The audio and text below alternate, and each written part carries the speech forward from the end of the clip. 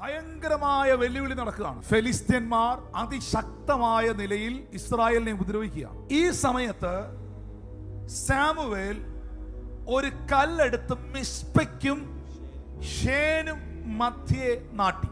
ഇത്രത്തോളം യഹോവ നമ്മെ സഹായിച്ചു എന്ന് പറഞ്ഞ് അതിന് എബനേസർ എന്ന് പേരിട്ടു, ഡിക്ലെയർ ചെയ്തു. 13-ാമത്തെ വാക്യത്തിൽ പറയുന്നു, ഇങ്ങനെ ഫെലിസ്ത്യർ ഒതുങ്ങി.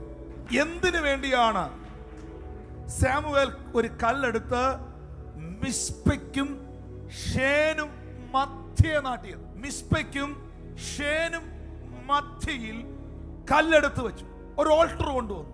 എന്നിട്ട് അതിന് എബനേസർ എന്ന പേര് വിളിച്ചു. ഈ ഒരൊറ്റ ഡിക്ലറേഷൻ കഴിഞ്ഞതും ഒന്നും ചെയ്തില്ല, ഫെലിസ്ത്യന്മാരെല്ലാം ഒതുങ്ങി. അവർക്ക് ഇസ്രായേൽ ദേശത്തോട്ട് കേറാൻ പറ്റാതെ വണ്ണം ഈ കല്ലൊരു അതിരായി മാറി.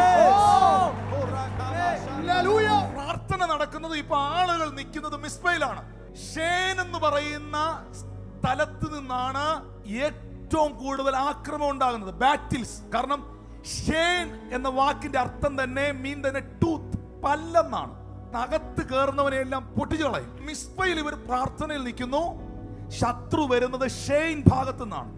അതിന്റെ നടുക്ക് ക്രോസ് ചെയ്തുകൊണ്ട് നടുക്ക് ഒരു കല്ല് നാട്ടിയിട്ട് ആ ഓൾട്ടറിനകത്ത് നോക്കി ഒരു ഡിക്ലറേഷൻ ഇട്ടിട്ട് ഇവർ ഷേനിലും പോകുന്നില്ല, ഇവരെങ്ങും പോകുന്നില്ല, ഇവർ മിസ്പയിൽ പ്രാർത്ഥനയിൽ തുടരുകയാണ്. ശത്രുവിന് അടുക്കാൻ കഴിയുന്നില്ല.